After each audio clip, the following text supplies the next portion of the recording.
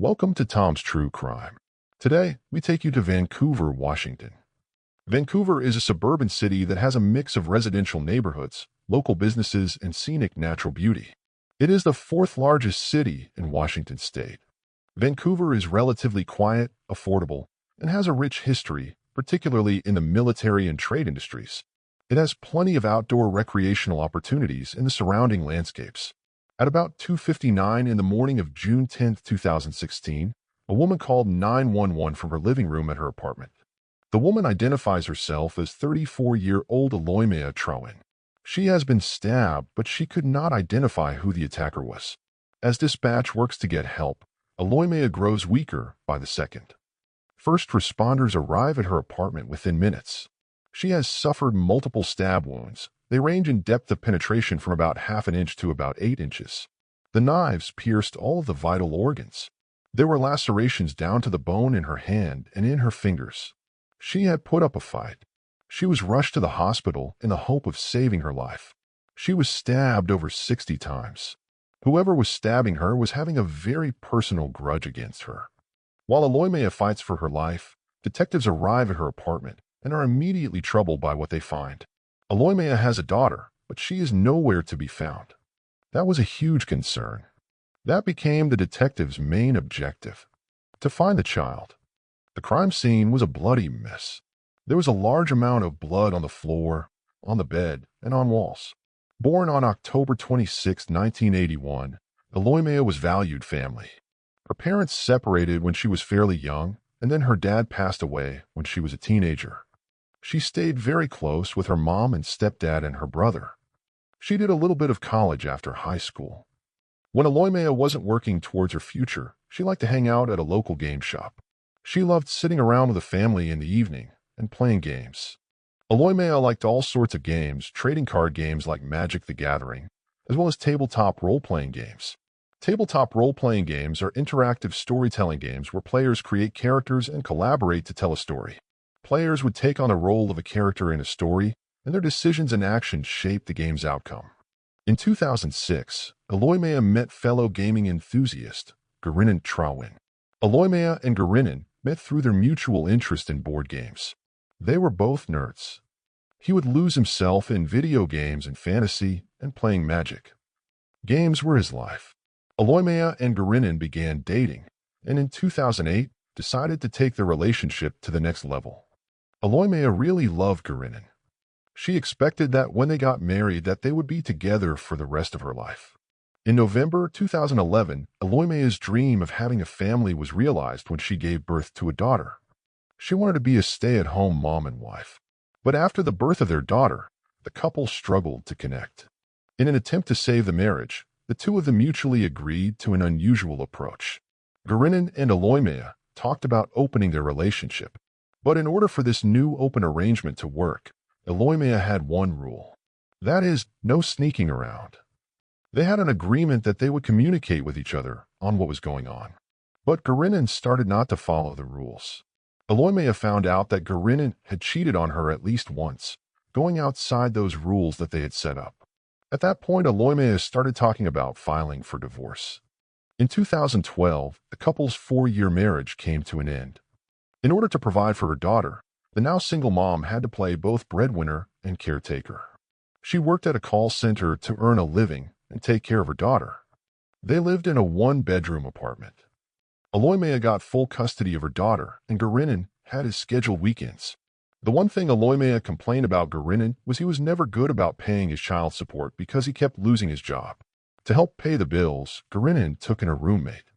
The single mother, Thandia Desideria, and her 3 children. Garynnon and Thandia Desideria moved in together, allegedly just as roommates. But within a month, it was a romantic relationship. In September 2014, Garynnon and Thandia married. His ex-wife, Eloimaya, took the news in stride. After Garynnon and Thandia got together, Garynnon was taking more of an interest in what was going on with his daughter and wanted more time with her. Eloimaya was hoping that they could have at least a relationship in such that they could communicate and co-parent effectively. But just 2 years later, Eloimaya is clinging to life after being brutally stabbed inside her apartment. As detectives wait for word on Eloimaya's condition, They begin to process the bloody scene. It was readily apparent that there's at least 2 people lived in this house. The victim, Eloimaya, and then also the single bedroom in this apartment was a child's room. The initial respondent officers and detectives started making some phone calls and trying to find this child. Just as authorities launch a hunt for the missing child, they receive some tragic news.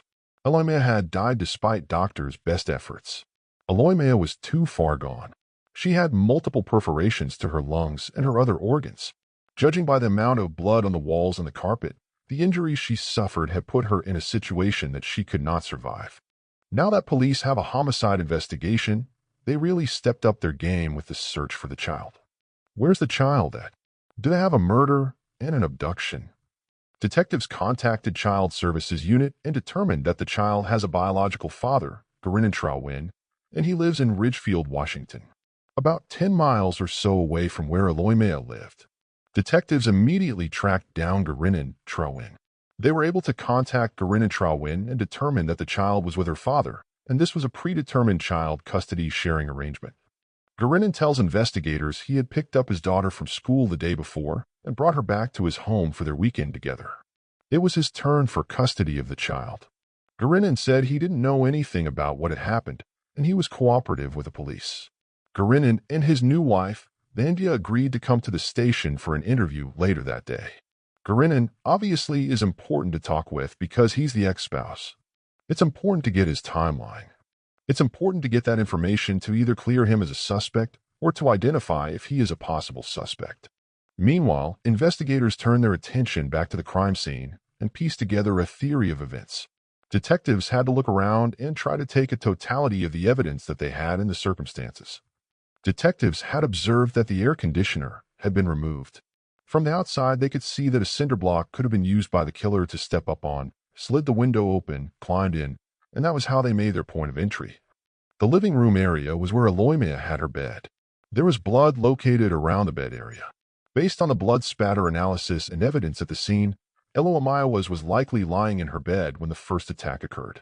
It appears that Eloimaya got out of bed after the first attack, tried to make her way to the front door. The killer caught her. At that point, there was a second area of attack. Detectives know that based on the heavy blood saturation on the floor, the blood-stained carpet, detectives spot 3 potential murder weapons. There were 2 butcher knives. There was a pocket knife. The 2 butcher knives that were found on the floor came from a knife block within the victim's kitchen. Blood makes knives slippery. It's very common for the assailant to also cut themselves during a knife attack. So detectives believe that they probably have at least 2 sources of DNA in the apartment, one from the perpetrator and one from the victim. The importance of finding the knives is obviously to look for fingerprints and any possible DNA. The murder weapon isn't the only thing at the scene that might help investigators find Eloimaya's killer. Detectives were able to identify a shoe print. Somebody had stepped in the blood as they were walking in or out. It became important because Eloimaya was barefoot. Detectives set out to speak with Eloimaya's neighbors hoping someone saw something, and they are shocked at what they find. There were several witnesses that heard a woman screaming, but nobody called 911 except for the victim herself. The first screams were heard at around 11:15 p.m., and the 911 call came in at 2:59 a.m., and Eloimaya said that her attacker had just left. So detectives are looking at almost a 4-hour time frame for this to be perpetrated on Eloimaya. While canvassing the neighborhood, investigators also searched for surveillance video. The best video they found was the neighbor that was east of the entrance of the apartment complex. Investigators head back to the station to turn the footage over for processing. When they arrive, Garynnon and Thandia Trawynn are waiting for them. Both of them were cooperative. Garynnon and Thandia were interviewed separately. Garynnon tells police that on the night of Eloimaya's murder, he was at home with his wife Thandia. They play video games together. Around 10 o'clock, they put the kids to bed. He watched some television, then he went to bed and wasn't contacted by anybody until the next morning. Garynnon says that he has no reason to want to hurt Eloimaya. In fact, they barely spoke. Detectives asked Garynnon if he and Eloimaya constantly fight, or was the divorce amicable. Gary said that they have no communication. They don't text. They don't call. He drops their daughter off at the door and go on his merry way. Garynnon tells police he does occasionally hear curious rumors about Eloimaya through mutual friends. Garynnon said that Eloimaya was in the cosplay community. Detectives learned that people who live in the community, they engage in role-playing, creating costumes, and building character backstories. The cosplay community is a group of individuals who express their passion for characters from movies, TV shows, anime, video games, and other media by creating and wearing detailed costumes. Cosplayers often come together at conventions, photo shoots, and online forums to showcase their work and celebrate their favorite fandoms. Beyond the costumes, many participants embody the personalities and mannerisms of their chosen characters. With a focus on creativity, collaboration, and self-expression, the cosplay community serves as a space for people to connect. Eloimaya was a part of the cosplay world. Detectives asked Garynnon about Eloimaya's boyfriend. Garynnon said that he does not know his name, but he has a beard and is part of the cosplay community. According to Garynnon, the man isn't Eloimaya's only partner. She was in a relationship with a man and a woman. Garynnon does not know either of their names. Garynnon talks about polyamorous relationships, and when it comes to cosplay, that is not something that's abnormal to them. After Garynnon's interview, investigators received word that they may have footage of the suspect's vehicle. Detectives got very lucky in this case. The video shows a Honda SUV coming and going from the victim's home. The vehicle looks eerily familiar to one in the station parking lot right now. Garynnon and Thandia drive a Honda SUV. Detectives confront Garynnon with the new evidence. Detectives ask Garynnon why his car was at the crime scene. Garynnon said he does not know. Detectives are not able to see who's inside the car. They're not able to pull the license plate off the blurry footage from a very dark night. But it matched the description of Garynnon and Thandia's vehicle. Detectives said to Garynnon, "There's no doubt your car is the one on video leaving the apartment complex right after the crime was committed. So help me figure out why your car was there. I haven't heard a single denial that your car is not there." Garynnon said, "I didn't wake up. I was asleep, but I can't guarantee that my car was at home. So how can I deny something that I can't guarantee if I'm asleep?" Detectives said, "Garynnon, if you had anything to do with Eloimaya's death, I need to know about it right now." Garynnon said, "I did not. I would never do anything that would endanger my child." After getting shut down by Garynnon, investigators turned to his wife, Thandia Desideria Trawynn. She is candid about the couple's struggles with Eloimaya. They had a court proceeding back in January. It's been a bitter custody battle, and it's still ongoing. Thandia claims that it couldn't be their car on the video. She says their car was in the driveway. Detectives shift gears and ask Thandia about her activities the night Eloimaya was murdered. Thandia said that she woke up about 3 o'clock in the morning. She went to let the dogs go outside. Thandia says she then began to feel ill. She said that she puked all over herself, and Garynnon got out of bed and took a shower with her and helped her get cleaned up and then brought her back to bed. Investigators find it odd that Garynnon hadn't mentioned this occurrence.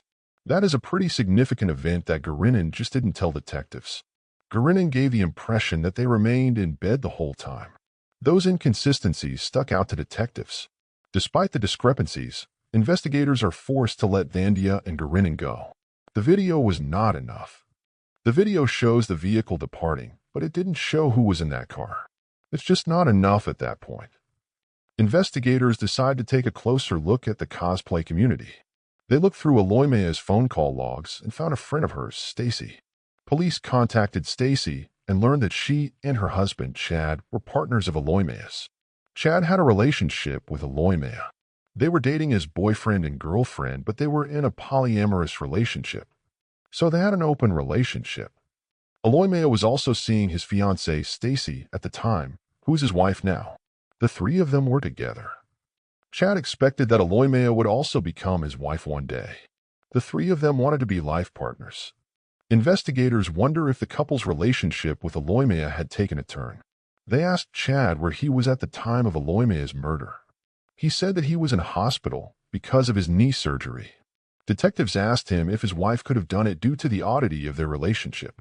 He told detectives no. They both loved Eloimaya too much for that. He said that his wife was with him the whole night. While Stacy and Chad insist that no one in the cosplay community would hurt Eloimaya, but they know who might. And the names are all too familiar to investigators. Chad brought up Garynnon and Thandia because they had just gone through a bitter custody case. The custody case between Garynnon and Eloimaya had only wrapped up about a couple of months before she was killed. According to Chad and Stacy, following Garynnon's marriage to Thandia, the newlyweds tried to get full custody of Garynnon and Eloimaya's daughter, sparking a months-long dispute. They filed for full custody, claiming that Eloimaya was an unfit mother. In order to make a determination, the judge ordered a caseworker to perform independent evaluations of the two households. Eloimaya had a one-bedroom apartment, and she had set up the living room as a bedroom for herself, so her daughter had the full bedroom with her toys in there. She had sacrificed her own bedroom so that her daughter could have somewhere safe to be at night.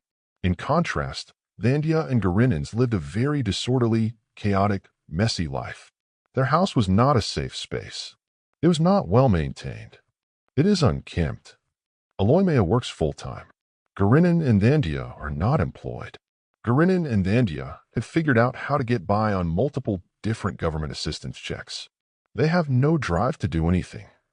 Garynnon explained that his children have different disabilities and get Social Security benefits or payouts from the state. So he lives off of the proceeds of his kids' disabilities. According to Chad, less than a month before Eloimaya's murder, the judge released his decision granting Eloimaya full custody while allowing Garynnon weekend visitation. With the custody dispute settled, the court ordered Thandia and Garynnon to pay Eloimaya back child support. Eloimaya had full custody of her daughter. The court determined that Garynnon owed $30,000 in lawyer's fees, and then an additional $15,000 in back-owed child support. The ruling did not sit well with Garynnon and Thandia. Thandia and Garynnon had no income other than those government checks, and those are only about $1,500 a month. There was no way they could pay that money. On June 16th, less than a week after Eloimaya's death, detectives get a phone call from a local insurance agent that fuels their suspicions of Garynnon and Thandia.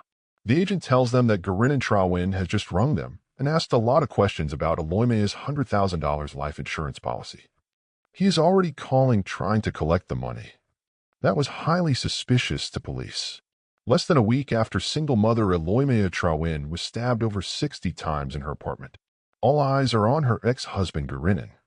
The fact that Eloimaya got full custody upset Garynnon, and all that was coming to a head in the 2 weeks prior to her murder. On June 22nd, 12 days after the murder, detectives get a call from the forensic scientist, tasked with identifying a bloody shoe print from the crime scene. The shoe print was identified as a size 9.5 women's airwalk. Detectives contacted the manufacturer. They told them the shoe sole pattern was used on an airwalk. Police made some phone calls and found that the Payless shoe store is the only ones that distribute those shoes in the area. Detectives immediately head to the store and start combing through their purchase records, looking for anyone with a possible connection to Eloimaya. Detectives checked their point-of-sale system for a pair of shoes. They're size 9.5 airwalks. Detectives get to one that was sold on November 8th to a person using a credit card at about 11:30 in the morning. When they ran the credit card records, the credit card holder was Thandia Desideria Trawynn. Detectives' attention definitely shifted towards Thandia as the person inside the crime scene committing the murder. Investigators begin taking a closer look at Thandia. She is twice divorced with 3 kids. Thandia had seen her fair share of tough times. According to family members, her first husband wasn't a good person. Thandia found more stability in her second marriage in 2006. When they started dating, it was great. They had 2 sons. Those were the happiest time of her life. By 2012, Thandia's second marriage started to unravel when she began making odd claims about her children. Thandia was convinced that all of her children were sick and had some sort of mental disorder. She was making her children to see psychologists. She would tell them stories about how the children were behaving at home that related to various disorders. She somehow got doctors to prescribe medication to handle it. Based on Thandia's stories to medical people, all her children were diagnosed with one disorder or another and prescribed medication. She got her children diagnosed with OCD, bipolar, and autism. That's when the divorce came. Her second husband disagreed with what she was doing. He didn't want his kids poisoned with drugs in their bodies that they didn't need. Once she married Garynnon, her third husband, Thandia became convinced that his daughter was bipolar, a claim Eloimaya fought and doctors dismissed. The caseworkers who were assigned to this custody dispute were well aware that Thandia was making up stories about her children's illnesses. Eloimaya believed Thandia and Garynnon were using her daughter in a greedy scheme. Garynnon and Thandia both claimed that their children were diagnosed with different ailments by doctors to get disability benefits from the state. Although their behavior is suspicious, detectives still don't have enough for an arrest warrant. But they do have one last hope: DNA. Detectives got to a point where they had tested pretty much all of the evidence they had, and they were coming up with no results. Around that time, the state police crime lab got new technology and a new way of testing DNA. But it takes weeks, months, sometimes years to get the results back. Finally, in August 2017, over a year after Eloimaya was murdered, detectives get the news they've been waiting for. The DNA results finally come back, and it's a surprise. There were 2 profiles found on the knife block. The most DNA evidence belonged to the victim, in this case, Eloimaya. The minor profile was female DNA, and that source is Thandia. Thandia is responsible for murder. On October 4, 2017, investigators tracked down Thandia and Garynnon. But Garynnon doesn't go down willingly. He's throwing up his elbows. He's saying, "Don't touch me." Police have to cuff him, take him into custody on a resisting arrest charge. At the police station, investigators are eager to find out if Thandia is ready to come clean. She's a whimpering mess and can barely look anyone in the eye. Getting nowhere with Thandia, police turn their attention to Garynnon, who now has a new story to tell. Garynnon says that Thandia hated Eloimaya. Thandia talked all the time about Eloimaya being dead or someone killing her. Garynnon claims he didn't believe Thandia would make good on her threats against Eloimaya until she returned home in the early morning hours of June 10th, waking him from sleep and asking for his help. He said that she was covered in blood and that she was panicked. She wanted help from him. He got in the shower with her, and he helped her wash blood out of her hair. He says that he never asked her what happened or why she was injured. Eventually, police get him to admit that he thinks she probably did kill Eloimaya. Police have enough to charge Thandia with the murder of Eloimaya, but they don't have enough to charge Garynnon. Detectives need more evidence in order to bring charges against Garynnon and to make the charges against Thandia stand up in court. Detectives issued a search warrant for all of Thandia's Google records, and part of those records are her Google Maps or Google Tracks, which are a breadcrumb trail in Google, showing everywhere she goes. Investigators quickly notice some movement out of the couple's normal routine. In the days before and after the murder, Thandia and Garynnon have the same activity, a routine. They go to the school, they go to the store, they go to McDonald's, they go to Taco Bell, and that is pretty much daily activity for them. When police saw that Google track that went out to the Gifford-Pinchot National Forest and then came back, it was an outlier. It was unique. Detectives have to look into that. Over a year after Eloimaya Trawynn was stabbed to death inside her apartment, police finally have Thandia Desideria Trawynn in custody for the brutal slaying, but they're eager to connect the victim's ex-husband, Garynnon Trawynn, to the crime as well. Detectives try to interview Garynnon a couple of times about their roles. Garynnon doesn't want to tell the truth, but a trace of the couple's phones may be the key to connecting Garynnon to the murder once and for all. About 3 days after the homicide, they have a breadcrumb trail that shoots about 30 miles out into the Gifford-Pinchot National Forest. That was not a pattern of behavior that they had engaged in, and that outlier was suspicious. Detectives went out to that exact location in the middle of the national forest, and when they walked into the woods about 100 yards, they struck gold. They found a boot caught in a log jam across this creek. The shoe tread pattern matched the shoe treads from the crime scene. It was an Airwalk size 9.5, the same as the shoes that Thandia purchased on November 8th. Investigators seized the couple's computers looking for further evidence, tying them to the crime. Thandia actually Googled how to make homemade chloroform. The Google search history from Thandia and Garynnon is incriminating. It turns up these wild searches, everything from switchblades to chloroform to how to improvise a firearm. They clearly had been researching how to murder someone. Garynnon had been searching for everything having to do with life insurance, custody, and what happens after someone dies. Who gets the money? On June 19, 2019, Garynnon is arrested and charged with hindering prosecution and conspiracy to commit murder. Eloimaya's family had suspected that Garynnon was involved from day one. The only thing in Eloimaya's life that was volatile was the situation with Garynnon. In November 2020, Thandia's defense attorneys reveal that she is ready to make a deal. There was so much evidence against her. Thandia never said what she did that night. She just pled guilty in court. Without a confession, detectives can only theorize what took place that fateful night. On June 9th, at about 10:35 p.m., Thandia Trawynn drove to Eloimaya's house. Thandia went to the back of Eloimaya's apartment, set a cinder block up against the wall, removed the air conditioning unit, slid open the rear slider window, and stepped into Eloimaya's daughter's bedroom. From there, Thandia went into the front living room. Eloimaya was lying in bed when Thandia started attacking her with a pocket knife. From about 11:15 p.m. to about 3 a.m., something very, very violent occurred inside that apartment. The victim was tortured. During those 3 hours, investigators say the pocket knife incapacitated Eloimaya but failed to kill her. Thandia discarded the pocket knife on the floor next to the bed. Thandia went into the kitchen to the knife block where she got 2 knives.